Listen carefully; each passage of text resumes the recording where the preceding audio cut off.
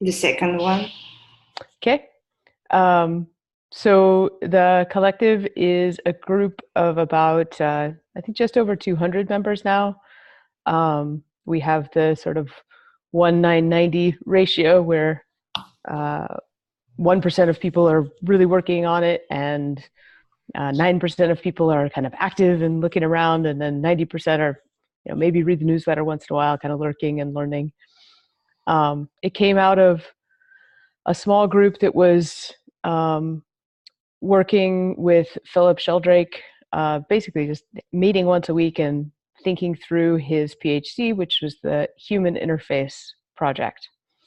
And the idea of an interface that is up close and personal to the human, that you can customize and not have an average user interface for your bank or your hospital or all of these places that we go online. And we were looking to get funding for it, sort of in that once a week type of mode.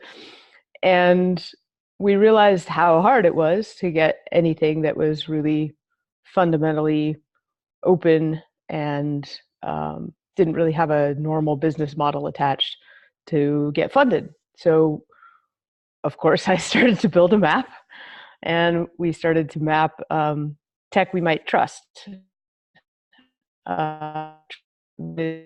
Tech, what would be projects that we found interesting and likely trustworthy. We did kind of a bunch of desk research, and somewhere in the middle of that, Philip said, why don't we just start as a co-op and we can just build tech that we trust and own it? And so we started the Digital Life Collective, and the collective it started out as this sort of grand vision to get everybody to join, and we'll build our own tech, and we'll all be Google for each other, basically, that is more trustworthy.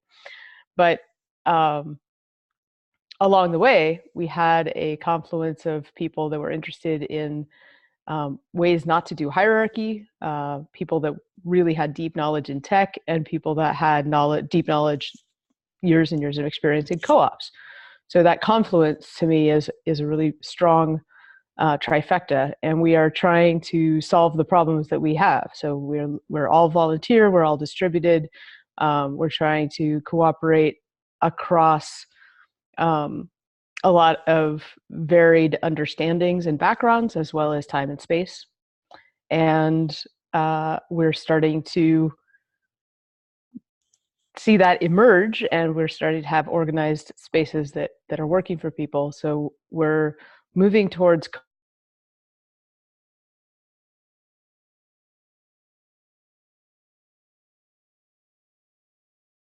show.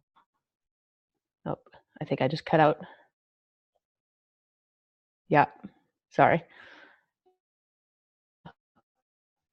Anyway, that's background of the collective. It's an amazing space with a lot of amazing people, and we can just do quick introductions. I'll go in the order that's on my screen. Robert, and then me. Sure. Well, I guess I've sort of been part of the collective since pretty early days, though only recently did I start participating a little more actively. I was recently on the Holochain project, if you've heard of that, sort of in the crypto blockchain sort of world. But prior to that, I was on an open source project called MetaMaps, which is an online real-time collaborative concept mapping tool. And that was my sort of playground for exploring my interest in collective intelligence and semantic technologies, and augmenting conversation through system and network mapping and that sort of thing. And that's sort of what I'm most interested in now in one facet, working with Christina, and then another is the realm of education. So I've sort of started up something I've called the Open Learning Commons, as just like an open space for doing peer learning and sort of collaborative learning.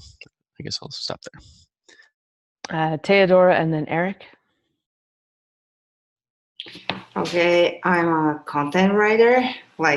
This is what I do for a living, and what I do for feeding my curiosity and my soul is looking at textuality, how it changes on the web.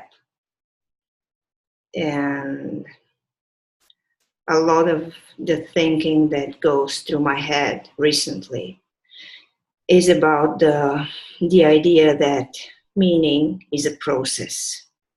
And together with that, all the machine learning and AI narratives need that idea. However, it's very hard to kind of infuse it in other people's minds. Maybe it's as hard as other people are trying to infuse me with too many structures.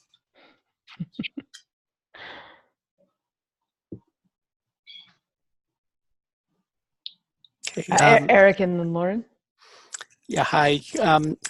Thank you. I'm a solution architect who's interested in decentralized technologies for the web that are emerging and peer-to-peer networks, and also the research of Ted Nelson and Douglas Engelbart and how it can be applied today. So yeah, I see where Teodora is coming from with the textual content of the web. And yeah, so thank you. Jerry, you're in perfect time just to introduce yourself. Holy beans. Hi, I'm Jerry. What am I? I'm a mind mapper. I publish my brain online. I've been a consultant for a long time, since the last millennium, and my focus is trust. I just got back from a conference in Boulder for a week last week, where I was on 9 panels in 5 days. The first of which was was titled, Is Masculinity Toxic? It was great fun. Here's the conference I was at. There we go. Great. Sorry to be late. My name is Lauren Nino. I'm in West Palm Beach. I'm usually living in Europe, but I'm just alighting here for the moment. I just finished my master's this year, and before that, for several years, I was just taking care of my kids, and now I guess I'm a professional cat herder. And I'm not quite sure why I'm at these meetings, because I'm the only person who's not a mapper, but I just love being here, so I just can't help myself. Cat herders are mappers that just haven't found the tool that works yet. They're just network, it's still network wrangling. They're cat mappers.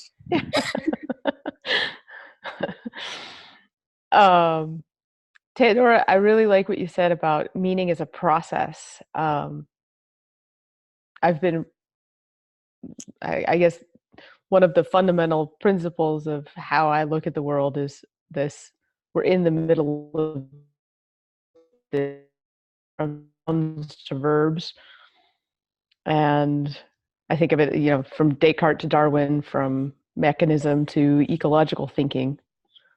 And I'm afraid that we're really just at the beginning of this, probably 300 to 500 year revolution in thinking, although the networked nature of the world has changed the rate of change so much that who knows, it might happen quickly. But one of the things that you said on your homepage on your site intrigued me, that if we are textual beings in the web, what does that mean for introverts or extroverts or people who don't have a textual practice?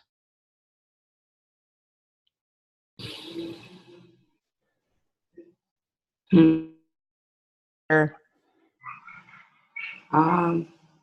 don't know. I found that sentence really intriguing. Mm-hmm. How do you inscribe that? Well,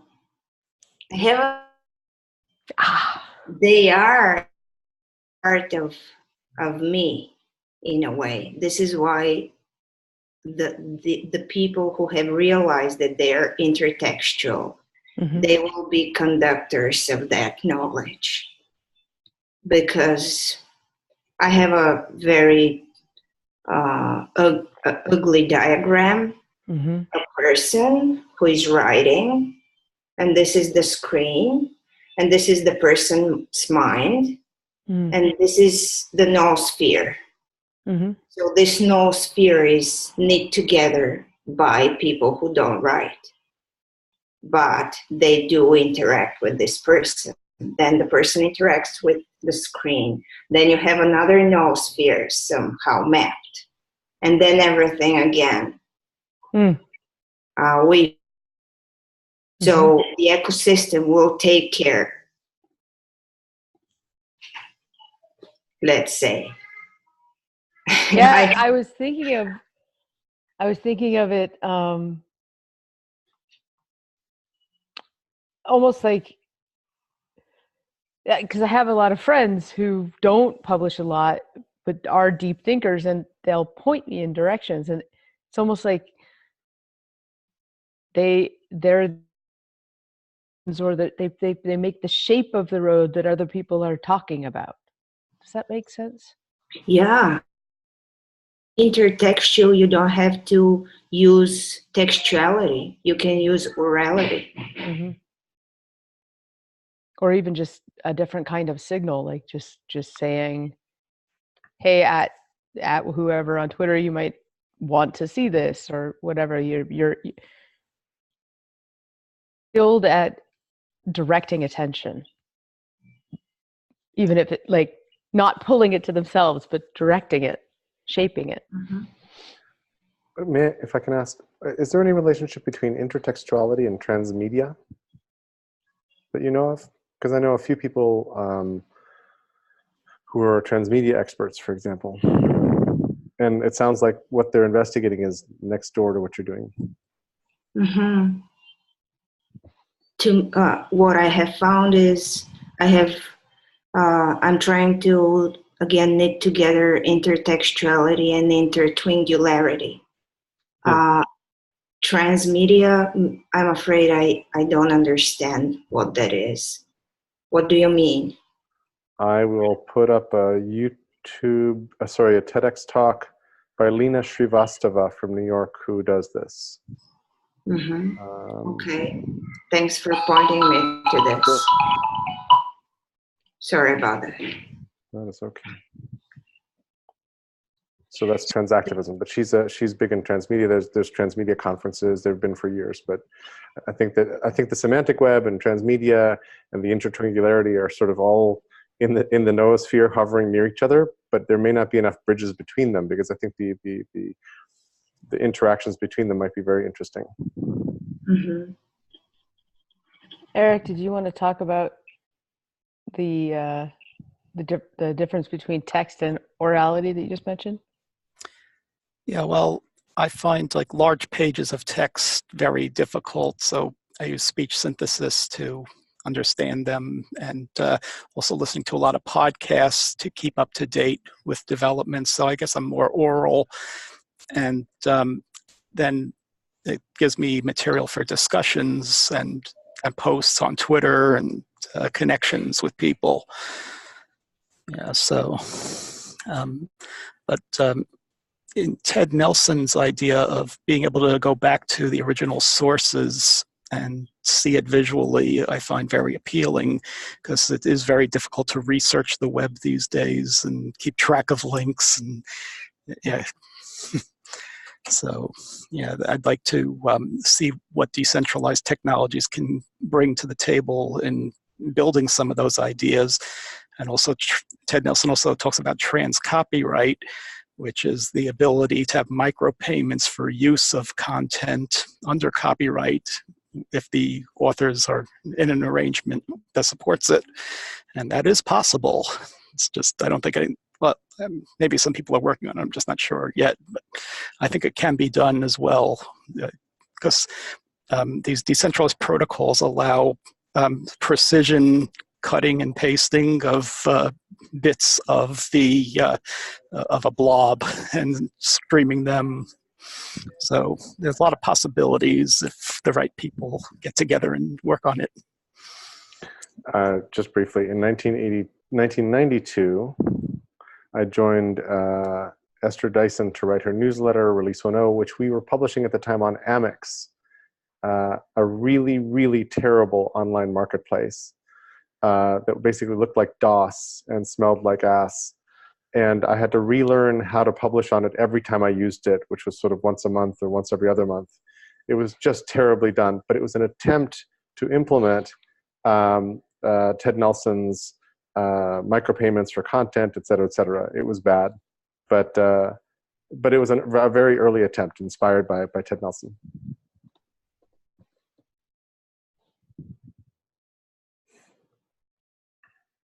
And if you don't mind, I've got my brain set to Amex, but also I was looking at the intertwingularity, which is over here, and everything is deeply intertwingled, which is a Ted Nelson quote. He's under eccentric tech geniuses. And actually, he's under As We May Think, which is Vannevar Bush's piece from 1945, which is one of many books, movies, ideas that shaped people's lives, including, unfortunately, Atlas Shrugged. So. Actually, I was going to ask when I heard the intertwingled, I was like, isn't that one of Ted Nelson's sort of coined terms? I wasn't sure. When I was seeing you map, it made me realize that recently I discovered that you can have multiple screen shares going at once on a Zoom call. So that might be an interesting way for us to take one step closer to having multiple maps. That would break my brain. I would love to do that. How do you do that? Well, this is Philip's room. I don't think it's turned on. I can try clicking it, but I did a co-learning session with Connor the other day, and it was on, and there was two people sharing, and he was like, oh, there's two screen shares, and I guess you can have separate screens and put them wherever you want. So yeah, it's something we can play with. Yeah. Now we just have to learn to actually have the ability to split our attention. We'll just do quantum cloning of our internal noospheres. Before we move on too much from Teodora's description of the picture of the person in the noosphere and the screen, I just wanted to point to this book on interpersonal neurobiology, where do you know Dan Siegel's work at all? I'm nodding because I just found the link you sent in the chat. Yeah, so I think you would be interested in it because he starts at the beginning of the book. He says basically our field of neurobiology, and honestly psychology too, doesn't have a working definition of mind that everybody agrees on. And so he proceeds to define mind as a pattern integrity, a process, a relational happening between our current brain, the physical structure of our current brain, our relationships, and our current mind, which is this thing that is beyond our physical brain that includes our relationships and how others shape us. And I'm wondering if you and maybe Jerry could speak, and anybody else who speak to what this sort of intertextual world, this new space that our brains have in the connected web means. If meaning is a process and mind is a process, what does that mean for the process of trust? If individuality is kind of very noun-like. Isn't it verb-like? Individuality? Well, yeah. The industrial concept of the very atomized person that is not a pattern integrity. The way that many people think of like themselves, and they're self-reliant and autonomous, and they're not interdependent, not connected. The sort of disconnected Western idea of self is very antithetical to that. And I'm wondering what that means for trust. I can take a swing at it. Yeah. Oh, with that one. Many things come to mind, but one for me is that one of my beliefs is that long ago, all around the world, we used to know how to live in community on the commons, and that individualism is a new thing that has been marketed very heavily to us as part of consumerism, as part of neoclassical economics, as part of a market basket of things like modernism that separated us out as individuals and said, it's all about you maximizing your satisfaction. But I believe that long ago we used to know how to live in community on the commons, and that those two words, whatever they were in if it was Quechua, if it was Aboriginal language or whatever else, we totally understood those things. And you were raised in community to take care of the commons, because everybody knew that if you destroyed the commons, you killed off the community. And so there was kind of a collective soul. If you go look at West Africa, the Dagara tribe, they see the real world and the other world as one. And there are gatekeepers, the shamans are gatekeepers to the other side, but everything that happens on the other side is as real to them as everything that's happening in this world. And so we draw culturally and historically, we draw different boundaries on even what is real and what stories we tell. And then I just started reading Sapiens, and early in the book, he's basically saying that fiction is what sort of brought humans together, the ability to agree on some stories. And in some cases, those are religious stories. In some cases, those are the story I just told about sort of modern Homo economicus. And that humans are unique in our ability to rapidly change that story and swap it out for some other way of seeing. Although cultural change is sometimes very slow, sometimes cultural change is really quick. And so I'm really interested in hacking the cultural stories, which I think a lot of us are interested in. Mapping is a way of doing that. And then I'll just add one last thing to it, because I'm going all over the place here. Process and the care of process is a way of building trust. So a really simple example, I facilitate a bunch of things. One of the things I learned really early on as a facilitator is that at the very beginning of the meeting, as people are arriving, I'm cleaning up, picking up litter on the ground, taking care of people coming in, asking, connecting, and in very small ways, making the place safe and taking care, holding the meeting, right? And open space technology, for instance, has a way of putting everybody in a circle and walking around the circle to create a safe space in the middle of the circle that people might put their ideas in.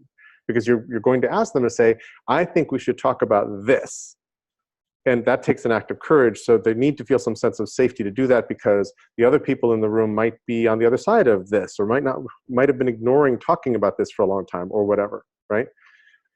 So process, by which we mean many different things, is a way of building trust that allows you to have a bit of a mind meld, which is always inaccurate, always, because we see the same words from very different perspectives and histories and backgrounds and framings and whatever. And some words are very loaded for us, some words are not. And everybody's mileage varies.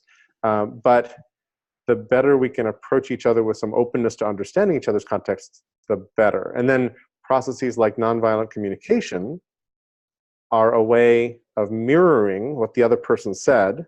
In NVC, what happens is you report to me what you felt when something happened. I then have to try to report without agreeing. I have to try to say what I think you said. That's really interesting, because I have to even if I hate what you said, I have to put my head in your head for a moment and myself in your shoes for a moment and report it back. That mere act is part of the magic of NVC, in that it causes you to soften up a little bit and have to interpret the other person's point of view. So that's process. So a couple sprinkles all around.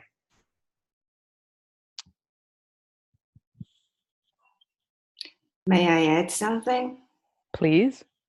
It's crazy, but I'll start with this because I wanted to hear Jerry first, and then because the map of your intertextual brain is astounding.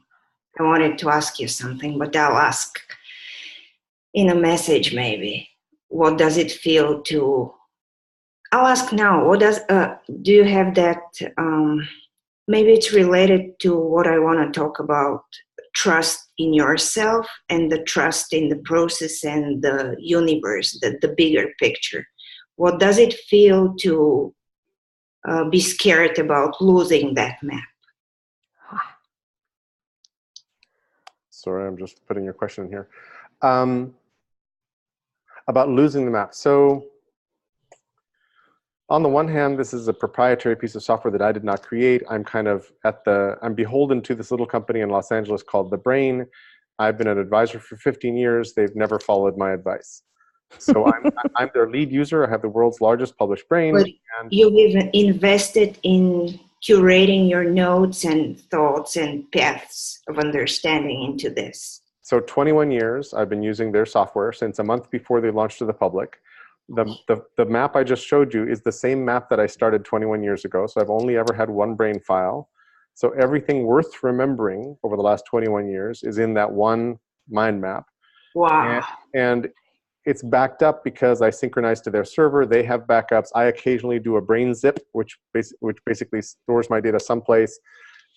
In principle, it's exportable as XMLs and JSON. In fact, that reminds me, I have to talk to my friend who volunteered to do the export and see if he's gotten any place.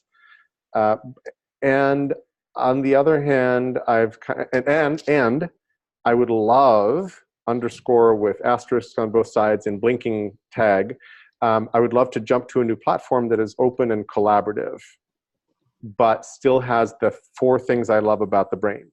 Like there's just a few features that I will not give up. Everything else is completely open for negotiation. But I would love to go to a different platform for doing this, because I think that I'm only getting a piece of what's happening here, because I'm not collaborating with anybody through it. It's only me authoring and me sharing my brain and me editing my brain, and it's a lonely task. Can I just dig a little bit, because I think that there's a deeper question. Yeah. And that you've said, well, she asked you, what does it feel like to be afraid of losing it? And you said how safe it is. Well, so I'm actually wanting you to like hold the fear of losing it. And like, what does that mean as a human? That intertextual thing that is now part of you that could be lost. So I was moving toward there. I was all that technical preamble by way of saying that I have a kind of a Zen approach about this thing. Mm-hmm. Like, I've done this thing for 21 years. It's kind of cool. I wish it had more attention. That would be great. Mm-hmm. But I don't have like a clutching at the heart of, oh my God, what if this is destroyed? You know, what if an electromagnetic pulse wipes out all my backups and suddenly I have nothing? Mm-hmm. That'd be too bad. Okay. You know, that'd be too bad. But I'm very happy. It's not you. It doesn't have. It isn't me. It has helped me a lot. Meaning, I haven't outsourced thinking to my brain. It hasn't taken over thinking for me. Mm-hmm. It complements what I do, because my unaided recall of stuff is much better than it normally would be. And when I go back into something I care about, I now see all the important stuff that I saw about that over time. And if I look around a little bit, sometimes I discover neighboring thoughts with slightly different names that are totally related. So I put them together and I make a little bigger, hairball. And I'm always trying to comb the hairball. I'm always trying to like make sure it's a braid, not a tangle, right? And that's the curating part of it. Because once it becomes a tangle, it's confusing, not just to any newbie coming in, but also to me eventually. So I create subcategories, I link more, et cetera, et cetera. And then, as I said, occasionally I'll discover, oh my God, I did something just like it. I just called it something else years ago. Click, fix, done. So I have little apprehension. There's little fear in me of losing it or of losing myself into it. Okay. Do you have fear of something like Alzheimer's, losing your actual brain? So I spent yesterday afternoon with my mom, whose cognitive functions clearly declined over the last 10 days that I was gone.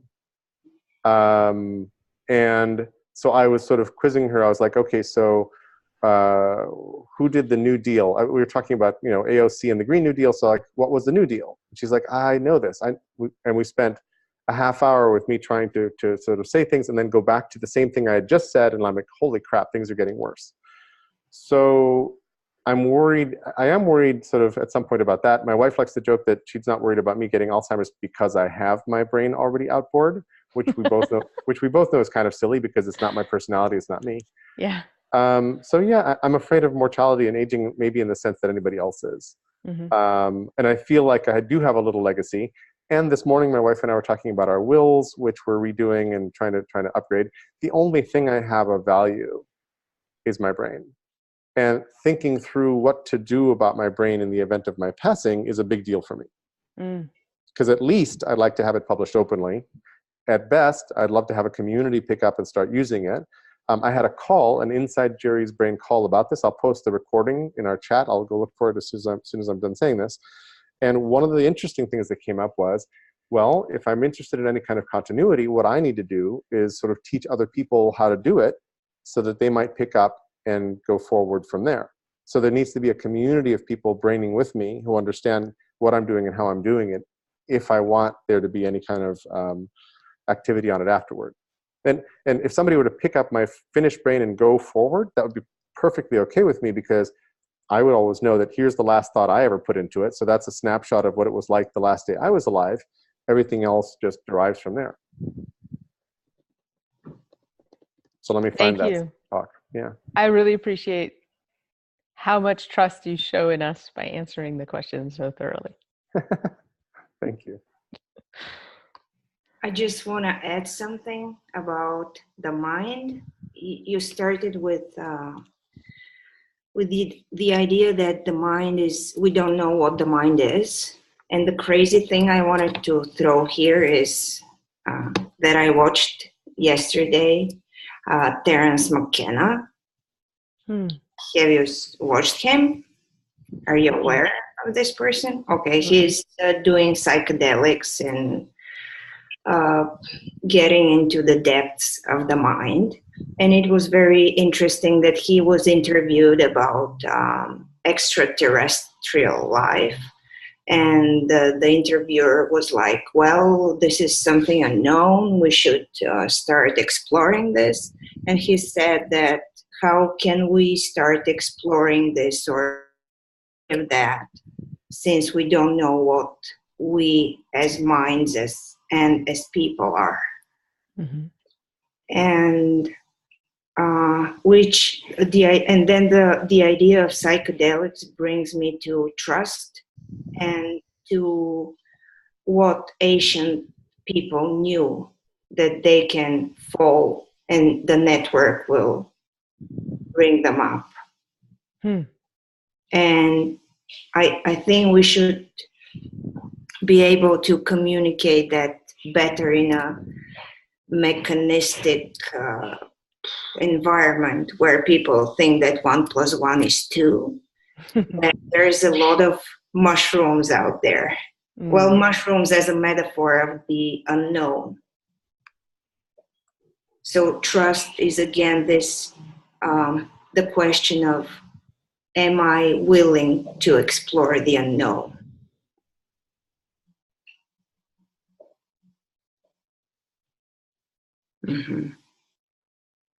So that's my crazy adding to your question or to your thoughts. And so I just added you to my brain months ago, so I'll add more about you. And send me any links you'd like me to put next to you. I found your book, I found your website, stuff like that. Eric, can you talk more about exploring the unknown privately? Well, I think people may have interests in some esoteric topics and get books on them or research them, but would not want to openly disclose it. That's what, so some of the topics you were referring to. Yeah, so like it may stay in someone's mind for years. You mean? Do you mean me? Okay. Yep. Yeah, so it may influence thinking in the future, but people wouldn't want to openly share it unless it's like a safe group.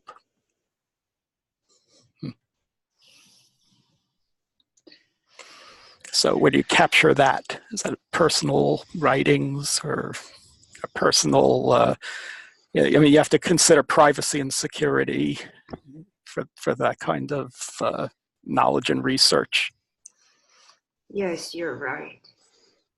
But you can infuse that in your, I don't know. There are other portals to this, not necessarily explicit.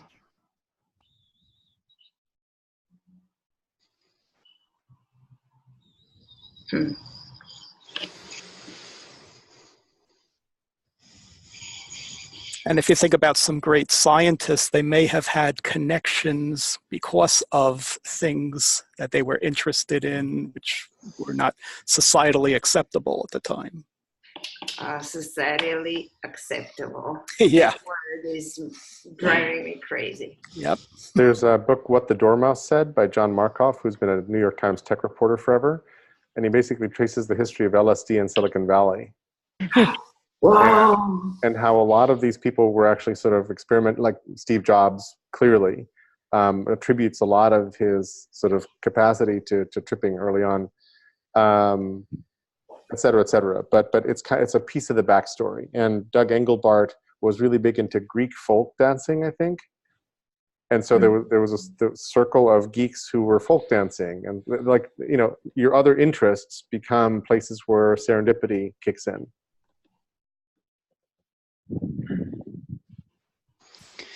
Yeah, as you were showing your brain, I was sort of envisioning how something more collaborative would work, and maybe if you had a set of features or a set of filters that you could say, oh, okay, this is the people that are in the room. Let me open this up a little wider, and then sort of a few like however many degrees of separation you choose to bring into the map, it can start maybe finding the like name collisions or something of the same nodes, and sort of you can start seeing where, oh, maybe that's a potential conversation to move into because we have this shared interest in, I don't know, psychedelics or something like that.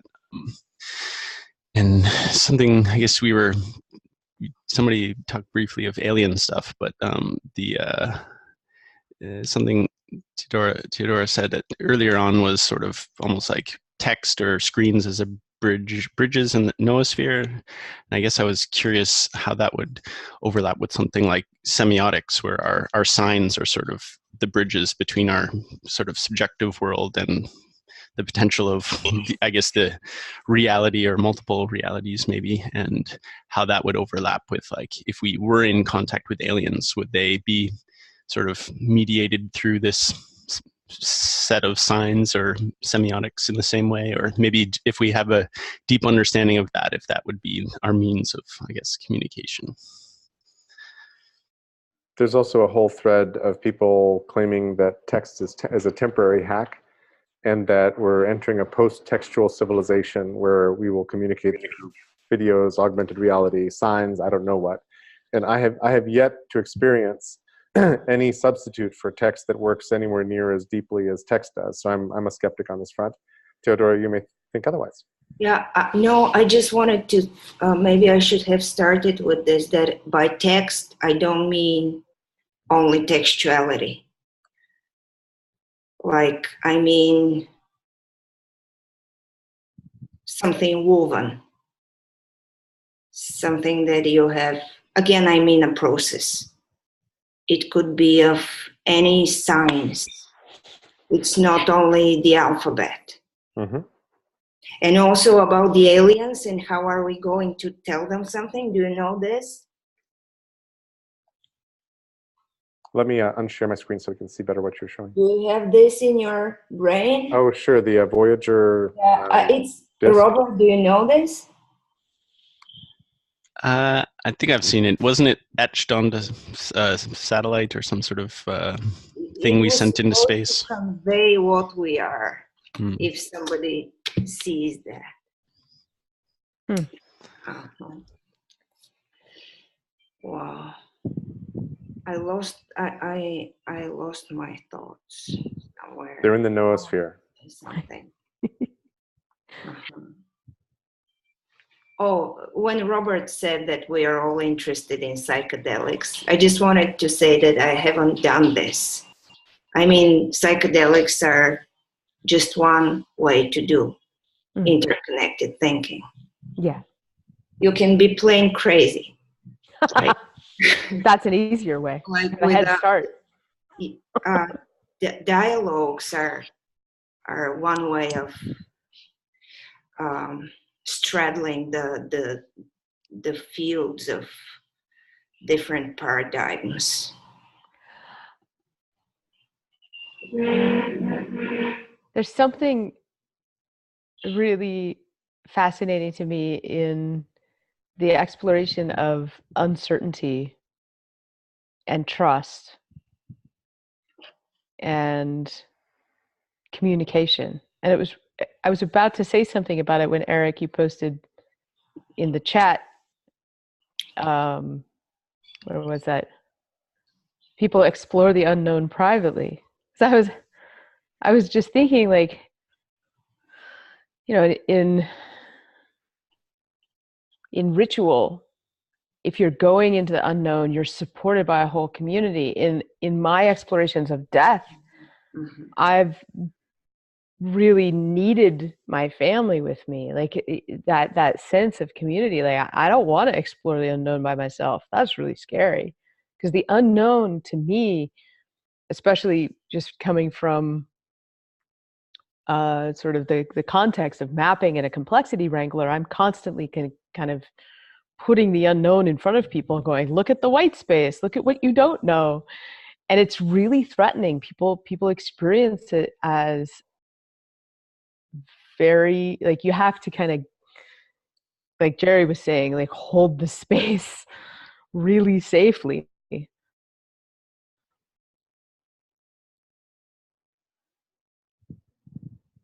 And I see what you mean about, like, feeling safe to explore something. Maybe it's a difference between exploration and confronting. Like, if you're going to actually be confronting the unknown in some sort of ritualistic way, or in coming up against the death of a loved one or something like that. I don't know. There's a really strong, again, back to Sapiens, there's a really strong relationship between text, stories, and rituals.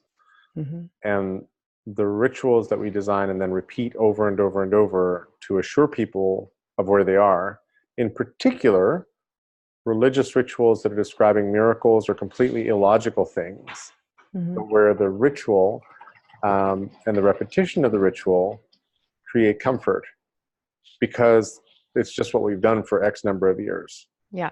Right? And so that is that the ritual is a reinforcing of the story as represented in the text. One of my favorite books from way back when is Leonard Schleine's book, The Alphabet and the Goddess, in which Schlein, who is a surgeon, but really a great philosopher, whose daughter is Tiffany Schlein, whose son is Jordan Schlein, all really interesting people. So Schlein says, when the linear alphabet shows up, it does something to our brains that linearizes what we're thinking about. So he goes to Greece, for example, and he goes to pre-alphabet Greece, where you have Diana, the goddess of the hunt, Bacchus, Pan. You have the birth story of Greece is very different when the alphabet shows up, and all of a sudden Zeus is giving birth from his thigh, Apollo from his head. I may have that backwards, but what are men doing giving birth? Backwards? Okay. Yeah, Zeus from his head, Apollo from his thigh. What are men doing giving birth? So he says, when the linear alphabet shows up, it screws with our story. And then he says, and then we get angry paternalistic gods who take over the major religions, basically become the major religions. And it's like, you know, we have a vengeful, all-knowing God who will smite you if you do any bad. These are crowd control measures. These are total crowd control measures. And so going back before alphabets, I think, is really important. And the problem is that we prize words and alphabets so much. I once was sitting in a small group and watched Dick Foster from McKinsey, well after his McKinsey. He's the guy who invented the S-curve. He's a well-respected McKinsey retired partner. And he gave what was clearly sort of a valedictory speech about his opinion of where history was from, how history works. And he starts with Plato and Aristotle. And the moment he starts, I'm just like, under my breath, you fucker. Like, the idea that, like, Plato, Aristotle, and logic, and we built on that, and those are the foundations of everything, ignoring everything we knew before that and just dumping it in the waste bin, more or less. The rest of his talk did sort of ignore all of that entirely, made me really mad, because that's kind of the mostly male approach to this. And I'm really interested in ecofeminism and a whole bunch of indigenous wisdom, because I think we were really linear alphabet shows up. Yeah. We were really smart, and we passed things down in very different ways. Jerry, when I was working in a bookstore in 1998 or so, and actually had a series of philosophical talks, and Leonard Shlain was one of them. Cool. He got to come in, and because of that book, The Alphabet and the I got to meet him. His daughter idolized him. So this is an interesting side note. I sat with Tiffany for a while because she was trying to write a book called Connections, where she was really interested in mind mapping, and I showed her, she knew about my brain, and we were talking about maybe mixing it into her book, blah, blah, blah, blah, blah, blah, blah, blah, blah. And then she sent me a draft of the book, which was clearly a tribute to her father and had little to do with the rest of what we were talking about. I'm like, okay, good. She needed to write a tribute to her dad.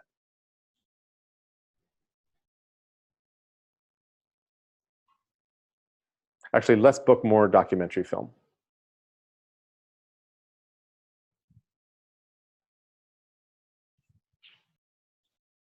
I just thought if an archaeologist hears when she looked at my brain, she thought this and this, what would they be able to infer, extract from that if they don't have the context and the realia? And that's interesting too. Love that. Yeah. What was that? I agree. I disagree. Oh, you have a disagree? Jazz hands up, twinkle fingers up. I agree with what's being said, so as not to interrupt, but so that you get an idea of it. And then you see the seeds of discontent. This is yeah. This is like Cthulhu. Wow. Okay. Yeah. That's great. In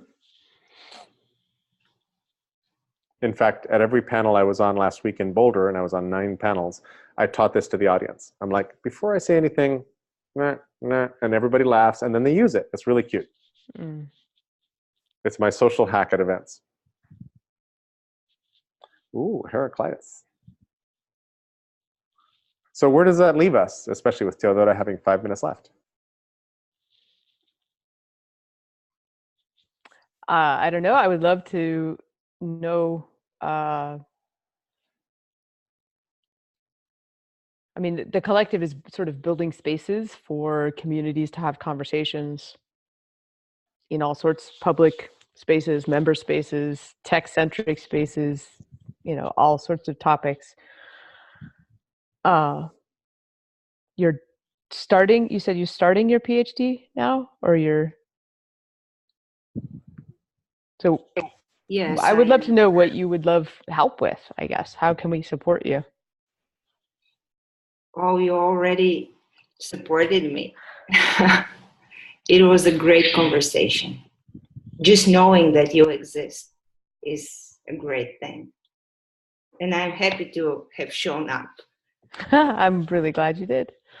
I'm sure that Philip will watch this and then hope to schedule another. And of course, you're invited to join the collective. It's $10 a year. We all are then co-op shareholders. And you should then, if you do that, you get a welcome email and pop into our chat. And if you want to, I can help you create spaces for projects where, you can have private channels, which is a few people, or public channels, or whatever, where you can explore topics on that.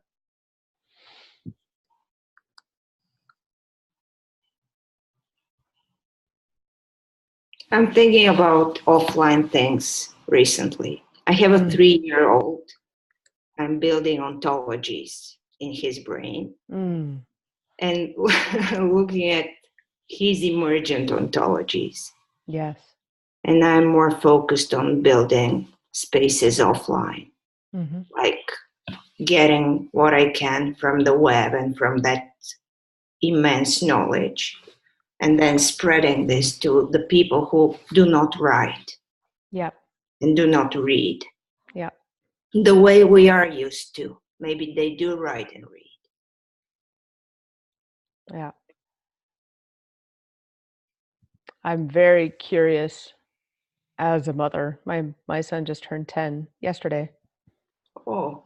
About how, when I'm wrangling the world that we're in and privacy and safety challenges and all of that in the online, how do you parent a digital native who will quickly be much more fluent than I am, but may not have the discernment to know like when not to click on that weird looking link? Digital literacy. Yeah. And then making the blue ocean around you. Yeah. And trusting. You didn't need an answer. I'm sorry. It was a comment. Maybe an answer to myself. I won't be that readily answering when I ask that question 5 years later. Are you scared about him? As any parent, I think. We live in a rural area about an hour and a half east of Portland, and he's like just done hunter safety training. He's really outside a lot. He likes his iPad, but mostly he uses it to read books. And he's really, really, really into archery and biking right now. So in terms of him, I'm not too scared. In terms of climate and political unrest and, you know, the whole world, that's I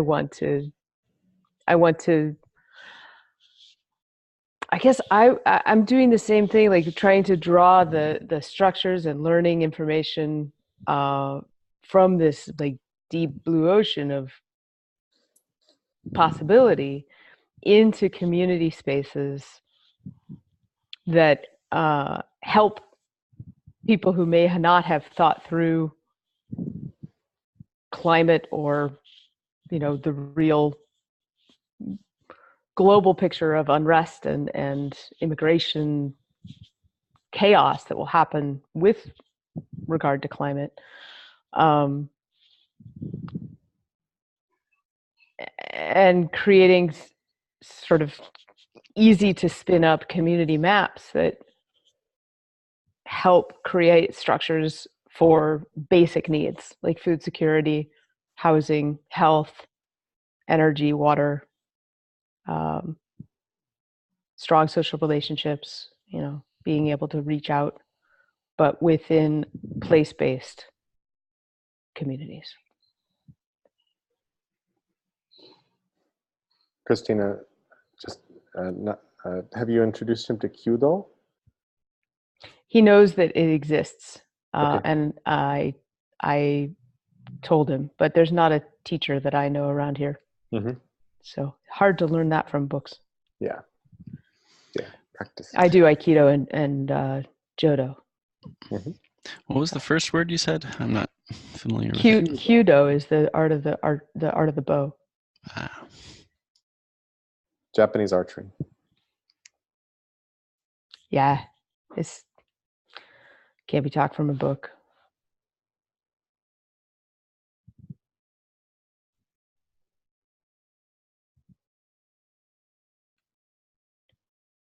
But Teodora, if you ever would like to, I don't know, maybe co-author a blog post or something on parenting digital natives, I've really been looking for somebody to riff off on that. I would love to do that, and I'm sure we'll see you around at some point. Thanks for thinking that I'm that strong to author such a blog post. Okay. You know, we all have to wrangle that. Yeah. The audacity of having children. Oh, that's a terrible framing. Like you put yourself in a bad position by saying this. I don't like this. Okay. I'm happy to hear it. I'm being flip. Okay. Very happy to have met you all. Jerry, Robert, Eric, thanks. Thank you. Same here. Thank you. And Thanks for joining us. I'll see you around the web. Yeah. You're in my Bye. brain now. I'm going with my 3-year-old. We'll be having dinner. Our daddy made a dinner. Excellent. Yeah. Okay. Bye. Bye.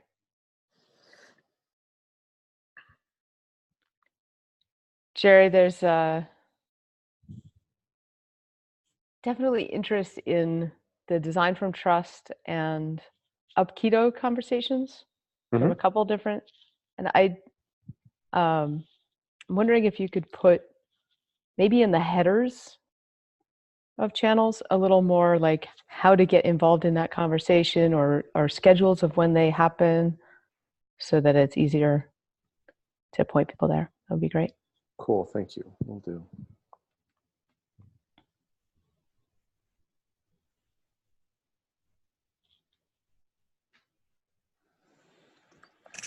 So, Christine, I know we've been trying to connect asynchronously, and yeah, just trying to remember what you were originally looking to do. Oh, well, I had two kind of hanging threads. Robert, we can probably just stop the recording for this call. One